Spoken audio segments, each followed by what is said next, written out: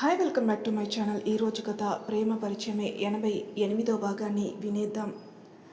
బయటికి వచ్చిన శౌర్య అంతా ఆలోచిస్తూ ఉండగా దాత్రికి స్పృహ వస్తే విదర్ వెళ్తాడేమో చెప్పేస్తాడేమో అంతా అనుకుంటూ వెనక్కొచ్చి నీతో పని ఉందిరారా అని తీసుకుని వెళ్ళిపోయాడు. వింధ్య దాత్రి దగ్గరికి వెళ్ళింది. విదర్ని తీసుకుని బయటకు వచ్చిన శౌర్య మనం ఇక్కడే ఉందాం అని దాత్రికి తెలియకూడదు అన్నాడు. అవునా, కానీ ఎందుకు అన్నాడు విదర్. తను ఇక్కడికి క్యాంప్కి వచ్చింది, క్యాంప్ అవ్వగానే వెళ్ళిపోతుంది, మనం అసలు ఇక్కడికి రాలేదని తను అనుకోవాలి అన్నాడు శౌర్య. సరే అబ్బా, కానీ ఎందుకో అలా అన్నాడు విదర్. ఏదో సరదాగా తనని ఆట పట్టించాలని అన్నాడు శౌర్య. నువ్వేనా అన్నట్టు చూశాడు విదర్.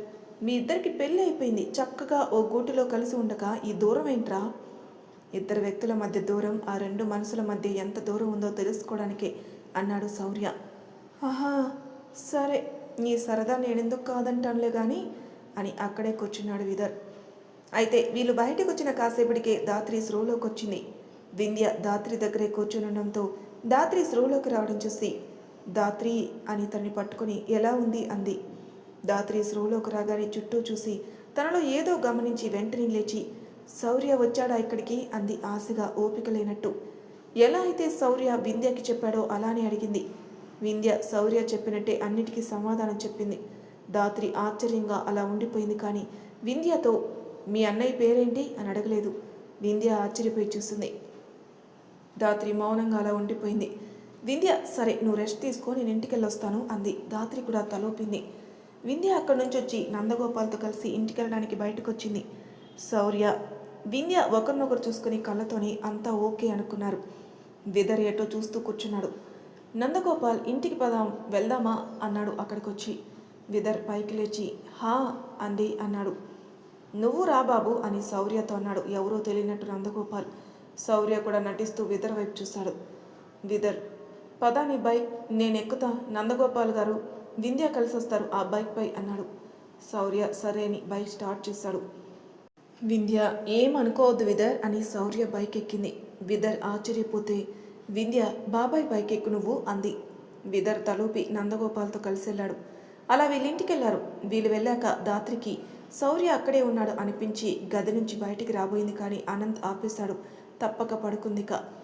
వీళ్ళ కోసం 1000 కళ్ళతో ఎదురుచూస్తూ గుమ్మంలో ఎదురుచూసే వాళ్ళు ఉన్నారు.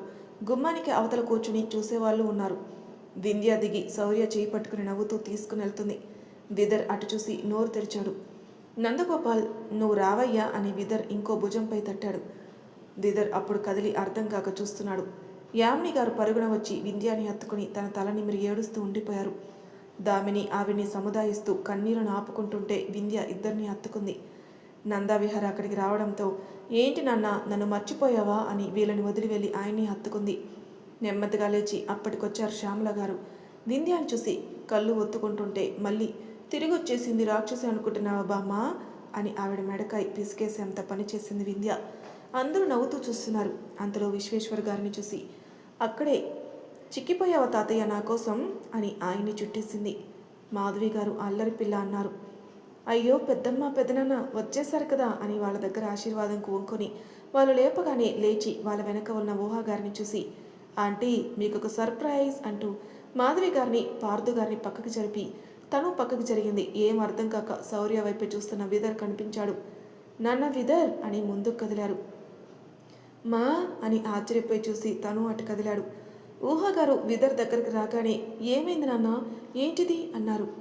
ఏం కాలేదు మా, చిన్న దెబ్బలే, కంగారు పడుకో అని ఆవిడ్ని పట్టుకున్నాడు. ఊహాగారు వాటి వైపే చూస్తూనే ఇక్కడున్నావా నాన్న నువ్వు, ఎలా ఉంది నీ వర్క్ అని అడుగుతూ ఉన్నారు. ఆల్ ఫైన్ మా, నువ్వు అంకుల్ అండ్ ఆంటీ మీరంతా ఏంటి ఇక్కడ అన్నాడు అయోమయంగా విదర్. శౌర్య నవ్వుతూ అక్కడికి వస్తే ఇది నా అత్తారిల్లు విదర్ అన్నారు మాధవి గారు. అవునా, అంటే వీళ్ళంతా అంకుల్ కుటుంబమా, నా శౌర్య ఫ్యామిలీనా అని శౌర్య వైపు చూసి వెంటనే హత్తుకుని మనకి రిలేషన్స్ పెరిగిపోతున్నాయి రోయ్ అన్నాడు నవ్వుతూ.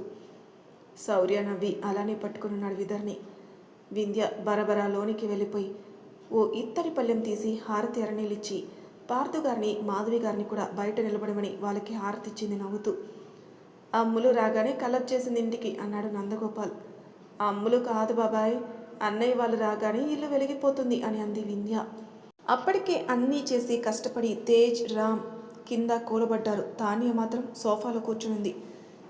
వింధ్య, ఈ అరేంజ్మెంట్స్ ఎవరు చేశారు బాబాయ్ అంది వాళ్ళని లోపలికి రమ్మంటూనే. అది మేమే అన్నారు కింద కూర్చొని. అందరూ అటు చూశారు. శౌర్య నవ్వుతూ వెళ్ళి తన 2 చేతులు అందించి పైకి లేపాడు. అలాగే ఇద్దరిని హత్తుకుని థ్యాంక్ యూ అన్నాడు. తేజ్, రామ్ నవ్వి శౌర్యకి దూరం జరిగారు. అన్నీ రెడీ సార్, మీరిప్పుడు చేసినా సాయంత్రం చేసినా మీ ఇష్టం అన్నాడు తేజ్. శౌర్య, రెస్ట్ తీసుకొని ఫ్రెష్ అయ్యి ఈవినింగ్ చేద్దాం, ఇప్పటికే ఆఫ్టర్నూన్ అవుతుందిగా అన్నాడు. రామ్ కూడా ఓకే సార్ అన్నాడు. మేము ఆ మేడంతో మాట్లాడచ్చా అన్నాడు తేజ్. అయ్యో, దీనికి పర్మిషన్ ఎందుకు తేజ్ అన్నాడు శౌర్య. తాన్యా కూడా పైకి లేచింది. ముగ్గురు కలిసి ఊహాగారి దగ్గరికి వెళ్ళారు. ఊహాగారికి విదర్కి ఏం అర్థం కాలేదు. తేజ్, రామ్ తాన్యాల చేయి పట్టుకొని, మేము ముగ్గురం మీ వల్లే ఇలా ఉన్నాం మేడం, మీ ఫౌండేషన్లోనే చదువుకున్నాం, మీ వల్లే సార్తో వర్క్ చేయగలుగుతున్నాం అన్నాడు. రామ్, తాన్యా అవును మేడం అన్నారు. అలాగే రామ్, మాకు మిమ్మల్ని చూడాలని కోరిక, ఈరోజు అనుకోకుండా అది తీరింది అన్నాడు. ఊహాగారు కూడా అవునా, నాకు చాలా ఆనందంగా ఉంది, మీరు ఎంత ఎదిగారు అంటే అని వాళ్ళ ముగ్గురిని తల నిమిరి సంతోషంగా ఉందండి అన్నారు. మీరు మాకు జీవనం ఇస్తే మీ అబ్బాయి మా తాన్యా విషయంలో సహాయం చేసి ఇంకా పెద్ద మేలు చేశాడు అన్నాడు తేజ్. అయ్యో చాలిక, ఇంకా పైకి ఎత్తవద్దు అని నవ్వుతూ చెప్పి తేజ్, రామ్లకి ఒక హగ్గిచ్చి ఊరుకున్నాడు విదర్. వింధ్య, ఈ ఫ్యామిలీ మిస్ అయ్యేనా, చాలా పెద్ద ఫ్యామిలీ దొరికిందన్నయ్య నీకు అంది శౌర్యాన్ని చూస్తూ. శౌర్య నవ్వాడు. ఆ రోజు సాయంకాలాన శౌర్య ఫ్రెష్ అయి లింగం కోసం చూస్తే అత్యంత చిన్నది కనిపించింది పూజా మందిరంలో. ఇక బయటికి వెళ్ళిపోయి తనే మట్టిని తీసి లింగాకారాన్ని తయారు చేసి అందంగా తీర్చిదిద్దాడు. అన్నయ్యని శౌర్య కోసం వెతుక్కుంటూ వచ్చిన వింధ్య అది చూసి ఔరా అనుకుని ఇంట్లో అందరినీ పిలిచింది. అందరికీ ఆ లింగాన్ని చూస్తుంటే చూస్తూనే ఉండాలనిపించింది. తేజ్, రామ్, తాన్యా ఒకరినొకరు చూసుకున్నారు. నందగోపాల్, దామిని, నందవిహార్, యామిని దండం పెట్టుకున్నారు. శ్యామల గారు అబ్బురంగా చూశారు. విశ్వేశ్వరరావు గారు ఆశ్చర్యంగా చూస్తున్నారు. పార్థు గారు, మాధవి గారు శౌర్యకి చెరువు వైపుకు వెళ్ళి నించోగాని శౌర్య నవ్వాడు. ఏంటమ్మా, నా కొడుక్కి ఈ పిచ్చి అనుకుంటున్నావా అన్నాడు. లేదు శౌర్య, ఈ లింగ స్వరూపం చాలా బాగుంది, కలగా ఉంది అన్నారు మాధవి గారు. శౌర్య, చూసే మనసును బట్టే ఉంటుందమ్మా, ఆయన ఎప్పుడు అలానే ఉంటాడు అన్నాడు. పార్థు గారు, ఎందుకు నీకు అయ్యవారంటే అంత ప్రీతి అని అడిగాడు. శౌర్య నవ్వి, నాన్న, లింగ స్వరూపం అంటేనే పార్వతీ పరమేశ్వరులు ఒక్కటిగా ఉన్న రూపం. ఎక్కడైనా చూడండి, ఓ దేవిని పక్కన భార్యలుగా చిన్న విగ్రహాలైన దేవతలను పెట్టి ఉంచుతారు, లేదా అలా భార్యలతో విగ్రహాలుంటాయి. కానీ లింగ స్వరూపంలో మాత్రం మనకి అలా కనిపించదు. ఎందుకంటే ఆ పార్వతీ పరమేశ్వరులు ఒకరితో ఒకరుగా, ఒకరిలో ఒకరిగా ఉన్నారు, అందుకే వారు ఆది దంపతులు అన్నాడు. మాధవి గారు శౌర్య తల నిమిరారు. శౌర్య నవ్వి, అందరూ వచ్చేసారా అని అందరినీ చూసి పూజ మొదలుపెట్టాడు. ఎప్పుడు ఏదో పెట్టాలన్నట్టు దండం పెట్టే వింధ్య కూడా మనస్ఫూర్తిగా నమస్కారం చేసింది. విశ్వేశ్వరరావు గారు, అది మట్టి కదా, నీళ్లు పోస్తే జారిపోతుందేమో శౌర్య ఆ ఆకారం అన్నారు. మట్టే అవ్వచ్చు తాతయ్య, అందులో నా భక్తి తోడై ఉంది, నాకు ఇందులో నా శివయ్య కనిపిస్తాడు అని నిష్ఠగా పూజ మొదలుపెట్టి, దాత్రి చాలా బలహీనంగా ఉంది శివయ్య, తన ఆరోగ్యంగా ఉండాలి, మేమిద్దరం ఇక్కడికి చేరామంటేనే మా ఇద్దరికి ఇక్కడ ఏదో ముడిపడి ఉంది, నేను దాన్ని తెలుసుకోవాలి, ఉన్న మాయలన్నీ వీడి మా బంధానికి మేము పరిపూర్ణత చేర్చుకోవాలి, మా ఇద్దరి గతం ఏంటో తెలుసుకోవాలి, సాయం ఉండు అనుకుని తన పూజను కొనసాగించాడు. అందరూ అక్కడే ఉండి దండం పెట్టుకుని నిలబడ్డారు. పూజ అయిపోతుండగా పొద్దున వెళ్ళిన పరం తిరిగొచ్చి వాళ్ళందరినీ అలా చూసి కన్నులు నింపుకొని తను కూడా వాళ్ళతో నిల్చున్నాడు. హారతిచ్చాక అందరూ కదిలారు. అప్పటి వరకు అదో భక్తిలోకం అన్న భావనలో ఉన్నారు. పరం వాళ్ళతో తీరిగ్గా మాట్లాడుకున్నాక, శౌర్య, తేజ్, తాన్య, రామ్ ఇక్కడే ఉంటారు బాబాయ్ మాతో అన్నాడు. పరం సరే శౌర్య అని మరి కాసేపటికి వెళ్ళిపోయాడు. ఆ రాత్రంతా ఒక చోటికి చేరారు. కుటుంబం మాత్రమే కాదు, విదర్ బ్యాచ్ కూడా. అంతేకాదు, ఊహా గారికి, యామిని గారికి తెలియకుండానే మ్యాజికల్గా ఓ బాండ్ ఏర్పడిపోయింది. మాధవి గారి ఔన్నత్యం చూసి తోడికోడలిద్దరూ అక్క మాటే తమ బాట అని అనేశారు. ఆ రాత్రంతా అవి ఇవి మాట్లాడుకుంటూ భోజనం చేస్తూ ఉన్నారు. వింధ్య, పెద్దమ్మ, నాకు మీరు తినిపిస్తారా అని అడిగి తినిపించుకుంటుంది. విశ్వేశ్వరరావు గారు అందరినీ చూసి ఆనందపడిపోయారు. ఆయన గుండె నిండిపోయింది. శ్యామల గారికి ఇన్నాళ్ళు ఉన్న బాధ ఈ ఒక్కరోజుతో ఎటో కొట్టుకుపోయింది. అందరినీ అలా చూసిన మాధవి గారు పార్థు గారి వైపు చూసి, అందరూ ఉన్నాం కానీ అని శౌర్య వైపు చూశారు. పార్థు గారికి అర్థమైంది దాత్రి లేదని, వెలితి అనిపిస్తుంది మాధవికని. అంతలోనే అన్నయ్య అంటూ వచ్చేసింది మల్లిక, పద్మ, అలాగే వాళ్ళ ఆయన రవి గారితో కలిసి. శౌర్య, విదర్, ఊహా గారు, తేజ్, తాన్య, రామ్ వాళ్ళకి వచ్చిందెవరో తెలియకపోవడంతో అటు చూశారు. ఇంతలో వింధ్య నెమ్మదిగా శౌర్య దగ్గరికి చేరి, ఇదిగో అన్నయ్య అంది గుసగుసగా. శౌర్య కూడా చెప్పరా వింధ్య అన్నాడు. ఆ పాప ఉందే, తన పేరు పద్మ. తను మల్లిక అత్తకి ఒక్కగానొక్క కూతురు. కుదిరితే తనని నీకు కట్టబెట్టేయాలని మల్లిక అత్త ప్లాన్. నువ్వు జాగ్రత్తగా ఉండు అని అక్కడి నుంచి దూరం తరిగిపోయింది. శౌర్య అటు చూసి, ఈ విషయం తాతయ్యకి తెలిస్తే అంతే ఇక అని నవ్వుకున్నాడు శౌర్య. మల్లిక పార్థు గారితో, మాధవి గారితో మాట్లాడుతూ ఉంది. పార్థు గారికి తమ్ముళ్ళు అవడంతో మల్లిక అంటే కాస్త మక్కువ. ఆ విషయం తెలిసిన మల్లిక ఆ ప్రేమని అడ్డు పెట్టుకుని పద్దుని శౌర్యకి కట్టబెట్టాలని ప్లాన్లో ఉంది. మల్లిక మాట్లాడుతూనే, నా అల్లుడు ఎక్కడన్నయ్యా అంది. వాడేనమ్మా అన్నాడు పార్థు గారు. నీకు ఒక్కడే కొడుక అన్నయ్య, నాకు ఒక్కటే కూతురు అని పద్దుని ముందుకు లాగి, వాడేనే నీ బావ, ఎప్పుడొస్తాడు అన్నావుగా, చూడు అంది మల్లిక. నాకు సిగ్గేస్తుందమ్మా అని తల వంచుకుని నించుంది పద్దు. నాకు చిరాకేస్తుంది అన్నాడు తేజ్ చాలా చిన్నగా. తేజ్, రామ్ శౌర్యాల మధ్యన ఉండడంతో ఇద్దరు నవ్వారు చిన్నగా. దానితో తేజ్, సార్, దాత్రి మేడం గురించి వీళ్ళకి తెలిస్తే పాపం సిగ్గు కాదు, ఇటు చూడకుండా వెళ్ళిపోతారేమో అని నవ్వాడు. తేజ్ అన్నాడు శౌర్య. సారీ సార్ అని నోటిపై చేయి వేసుకున్నాడు తేజ్. శౌర్య నవ్వి చాలా నార్మల్గా నమస్కారం అత్తయ్య అన్నాడు. అబ్బా, ఎంత సంస్కారం, ఎంత సంస్కారం, అంతా మా వదిన బుద్ధే అని సంబరపడుతుంది. అక్కడ ఉన్న ఎవరికి ఆవిడ నచ్చలేదు. కేవలం పార్థు గారు, విశ్వేశ్వర గారు మాత్రమే మామూలుగా ఉన్నారు. మాధవి గారికి ఆమె మనసులో శౌర్యాన్ని అల్లుడు చేసుకోవాలనుకుంటుందని అర్థమై దాత్రి గుర్తొచ్చి, నిన్ను ఎలా ఈ కుటుంబానికి పరిచయం చేయాలో తెలియట్లేదు తల్లి అనుకున్నారు. శౌర్య నవ్వి, మీరు కూర్చోండి అమ్మ, అత్త మామయ్యలకి కూడా వడ్డించు, కూర్చో పద్మ నువ్వు కూడా అన్నాడు. ఇంకంతే. పద్దు మనసు గాలిలో తేలిపోయి శౌర్య వైపు కళ్ళు టపటపలాడిస్తూ చూస్తుంది. ఓ అబ్బో అనుకుంది వింధ్య. అంతలో తల తిప్పగానే విదర్ కనిపించాడు.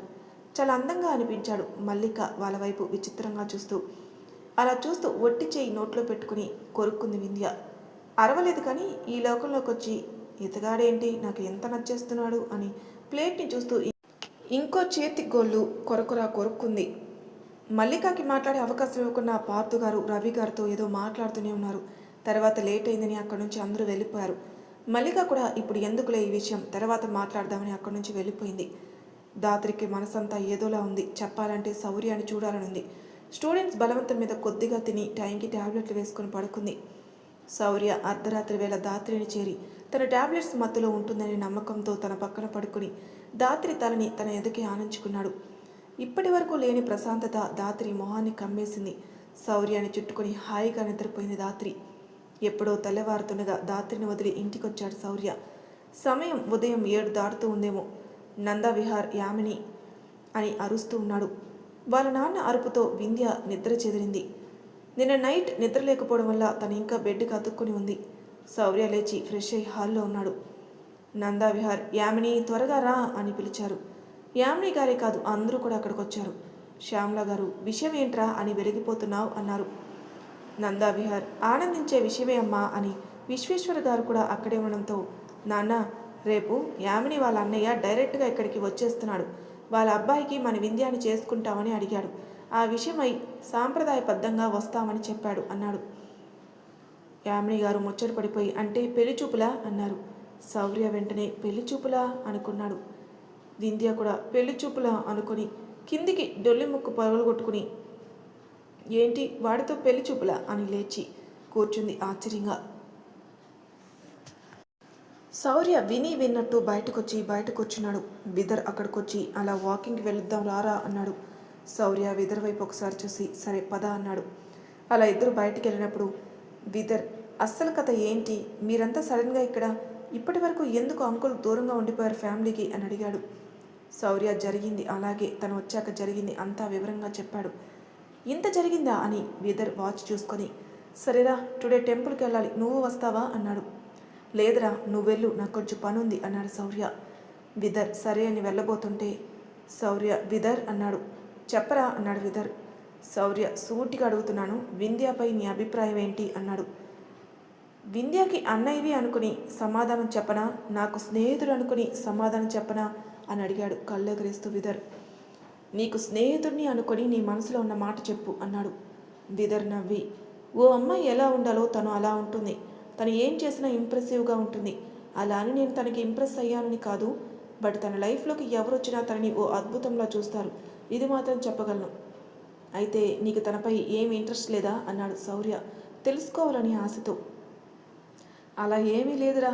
మొన్న నీతో కూడా ఏదో నార్మల్గా చెప్పాను. ఇప్పటి వరకు నేను చూసిన వాళ్ళతో తిను డిఫరెంట్ అని నాకు అనిపించింది.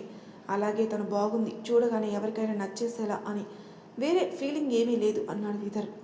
ఎందుకో శౌర్య మనసు తీసుకోలేకపోయింది విదర్ సమాధానాన్ని. తల ఊపాడు. విదర్, సరే పద వెళ్దాం, ఇక నేను వెళ్ళాలి అన్నాడు. హా పద అని వెనకే వెళ్ళాడు శౌర్య.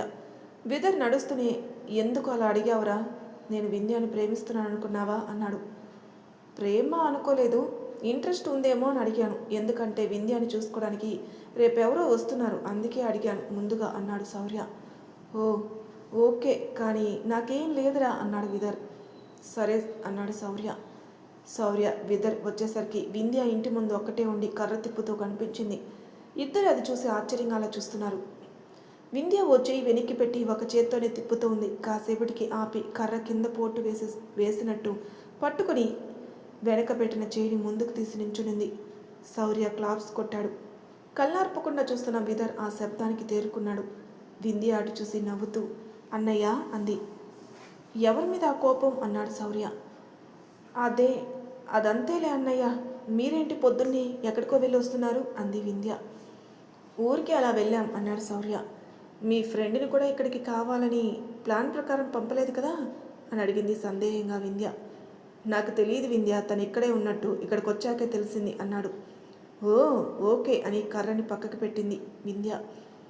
ఇంతలో శిల్ప విదర్ని ఉద్దేశించి, సార్ టెంపుల్కి వెళ్ళాలి కదా అని అరుస్తూ అడిగింది. విదర్ హా అని ఒక అడుగు వేసి, వింధ్య అన్నాడు. హా చెప్పు విదర్ అంది. ఈవినింగ్ డెమో ఉంది అన్నాడు. హే నిజమా? వావ్, అప్పుడే అయిపోయిందా? సరే అంది ఆనందంగా. విదర్ కూడా హా అని వెళ్ళిపోయాడు.